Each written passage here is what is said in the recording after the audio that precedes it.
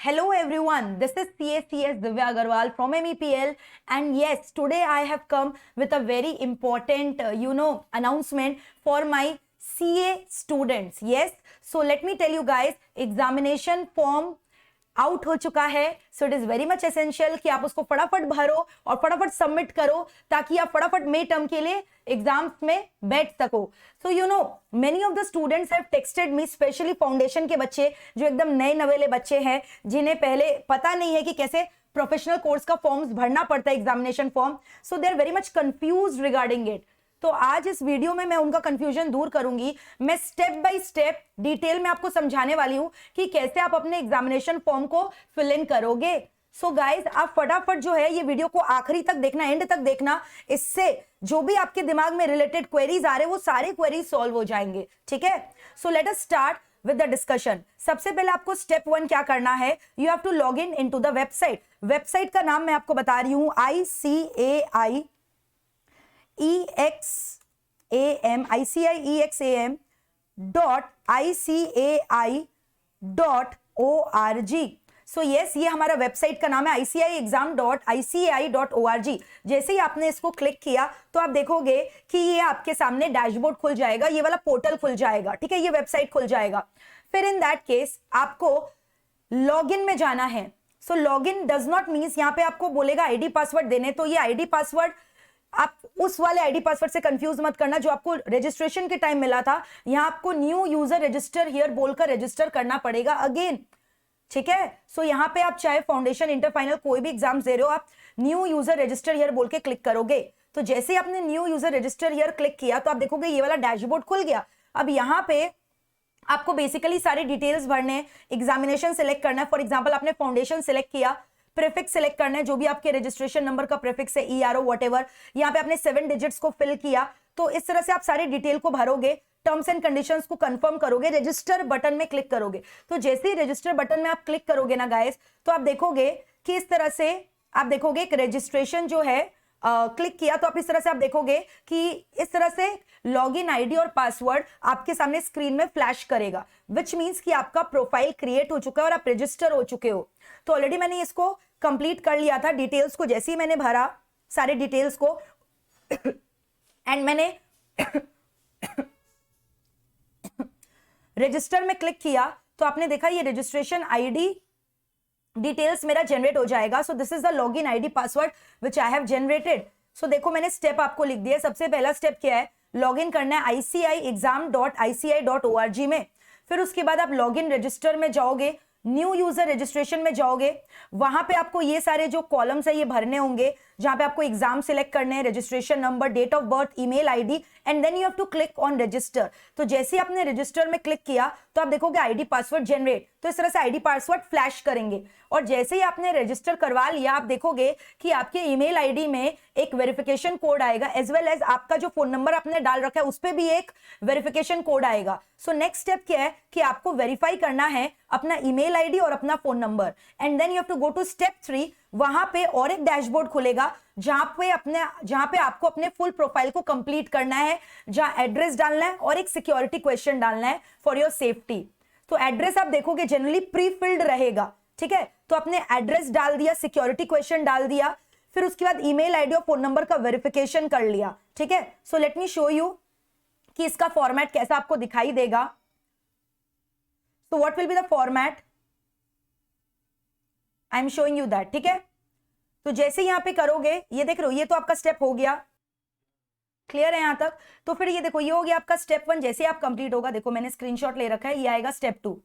तो अब यहाँ पे आप देखोगे ये सारे मैंडेटरी कॉलम्स आपको भरने हैं, कैंडिडेट का नेम, फादर्स नेम. ठीक है, then you have to select all these things. Okay, तो जैसे ही आपने इसको सिलेक्ट किया, ओके, तो ये वाला आपका पूरा कॉलम फिल इन करना है. ये सब कुछ परमानेंट एड्रेस जो जैसे कि मैंने आपको बोला, तो फिर आप ये सब फिल इन करोगे, सेव डिटेल्स करोगे. तो जैसे ये सब डिटेल्स आप कंप्लीट करोगे, दैट मीन्स कि अब आपका ये प्रोसेस कंप्लीट हो चुका है, आपने रजिस्टर कर लिया है. तो देखो मैंने क्या क्या आपको बोला कि आप फुल प्रोफाइल आपने कंप्लीट कर लिया, वेरिफिकेशन कर लिया. तो ये सब पूरा स्टेप कंप्लीट करने के बाद आपने अपने आप को रजिस्टर कर लिया. यानी दिस मीन्स अभी आपने सिर्फ रजिस्टर किया है कि अब आप एप्लीकेशन फॉर्म के लिए एलिजिबल हो भरने के लिए. तो आप जैसे ही देखोगे एप्लीकेशन फॉर्म के लिए आप एलिजिबल हो भरने के लिए, so you are going to see कि इस तरह से एक डैशबोर्ड आ जाएगा। जैसे मैंने क्या किया, ऑलरेडी वेरीफाई कर दिया है, तो देखो यहाँ वेरीफाई करने के बाद वेरीफाइड वर्ड लिखा हुआ आएगा। And now I can apply for foundation.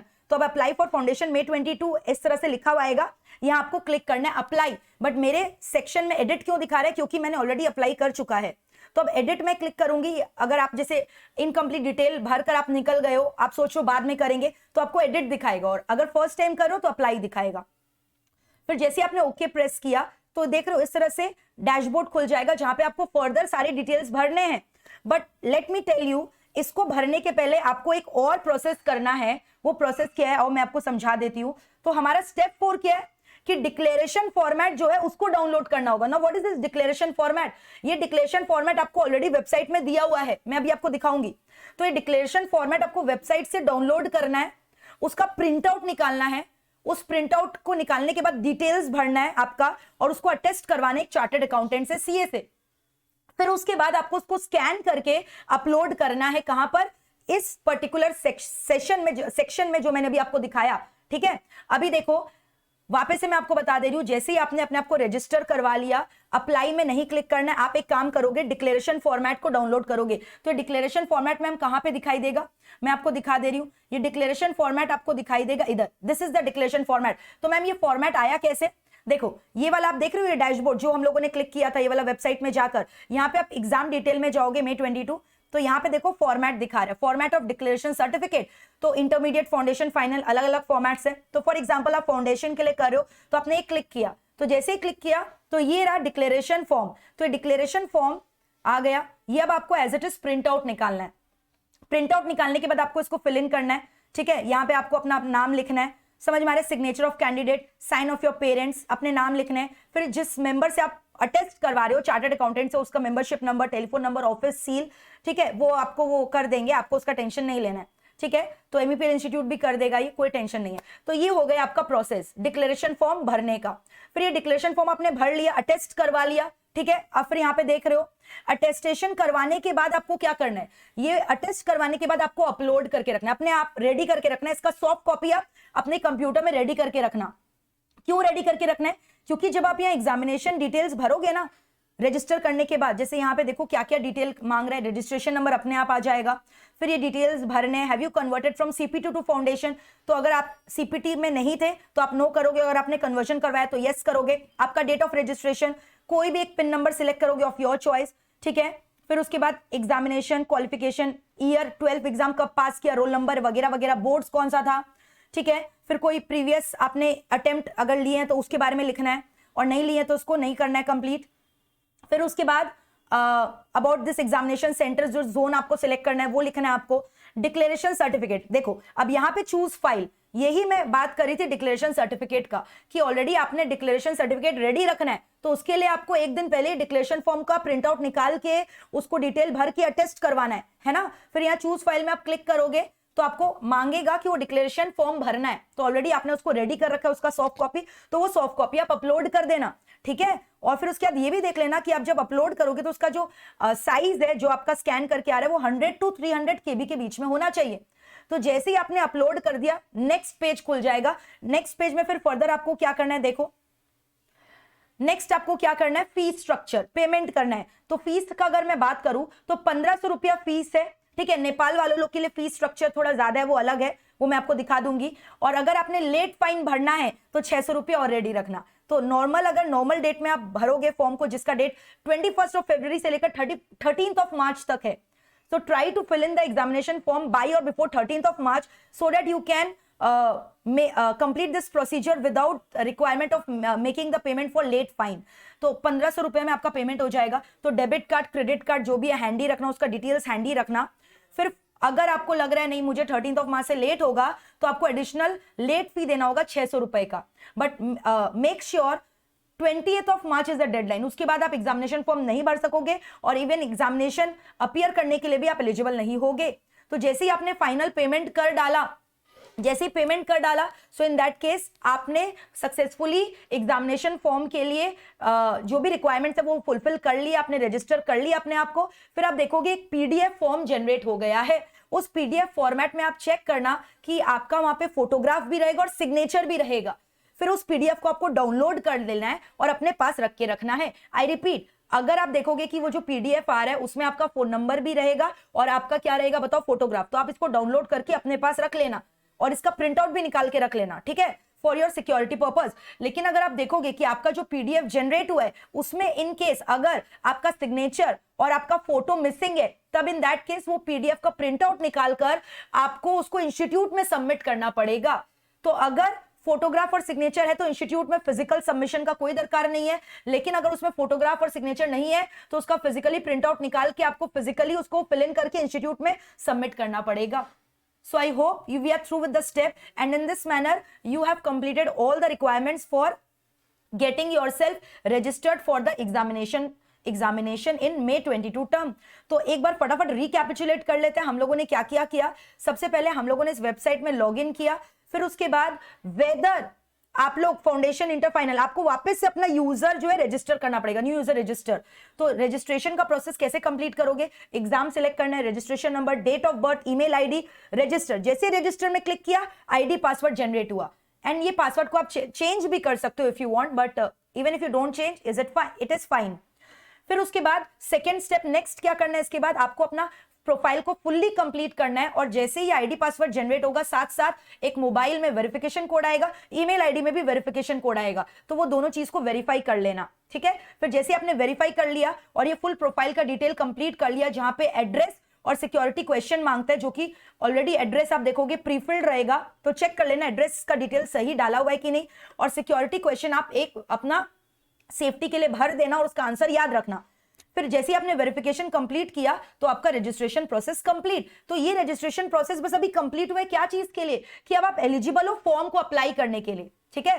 फिर जैसे आपने कंप्लीट किया तो आप अप्लाई नाउ नहीं करना, आप रादर डिक्लेरेशन फॉर्मेट में जाना, डिक्लेरेशन फॉर्मेट को डाउनलोड करना। मैंने आपको ऑलरेडी दिखाया डिक्लेरेशन का फॉर्मेट कैसा दिखता है, ठीक है। फिर उसका प्रिंट आउट निकाल के डिटेल्स को भरकर सीए से अटेस्ट करवा लेना।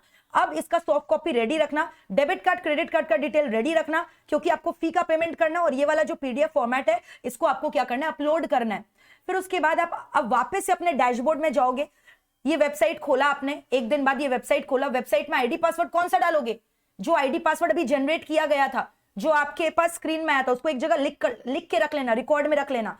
फिर जैसे ही आपने क्लिक ऑन अप्लाई नाउ किया तो फिर आपके पास एक फॉर्म खुलेगा, वो फॉर्म का आपको पूरा पेज भरना है। जैसे ही आपने डिक्लेरेशन फॉर्मेट अपलोड किया, नेक्स्ट डैशबोर्ड आएगा, नेक्स्ट पेज आएगा, वहां पे आपको पेमेंट करना है। फिर पेमेंट का डिटेल्स मैंने आपको दे दिया है, फिर डेडलाइन भी दे दिया, कब लास्ट डेट है सबमिशन का। अगर आपको लेट फीस नहीं देना है तो 13 मार्च तक लेट फीस देकर करना है, तो 20 मार्च तक। फिर उसके बाद पूरा process complete, final payment done. The moment you do the final payment, एक पीडीएफ जनरेट होगा जिसमें आपका एक बारकोड रहेगा, फोन नंबर रहेगा और आपका फोटोग्राफ भी रहेगा। तो जब बारकोड नहीं दिखाएगा तो डाउनलोड मत करना, मे बी आपका जो बैंडविड्थ है इंटरनेट का वो स्लो है, इसी वजह से बारकोड नहीं दिखा रहा है। फिर उसके बाद आप उसको डाउनलोड कर लोगे और अपने पास रखोगे। बट इफ यू फाइंड कि आपका फोटो या सिग्नेचर मिसिंग है तो आपको उसका प्रिंट आउट निकाल के फिजिकली इंस्टीट्यूट को सबमिट करना है, नहीं तो फिजिकली सबमिशन का दरकार नहीं है, ठीक है। और मैं आपको बताऊंगी इंस्टीट्यूट ने ऑलरेडी आपको बहुत अच्छी तरीके से समझाया है, मैं आपको दिखाना चाहूंगी। देखो ये डिक्लेरेशन फॉर्मेट तो आप देख ही रहे हो, ठीक है। इन दैट केस एक चीज और दिखाना चाहती हूं, यस। सो देखोगे आप, ये अप्लाई वाला चीज तो आपने देख लिया है ना। देखो यहां पे अगर आपको कोई भी डाउट हुआ तो आप answer to frequently asked questions में जा सकते हो।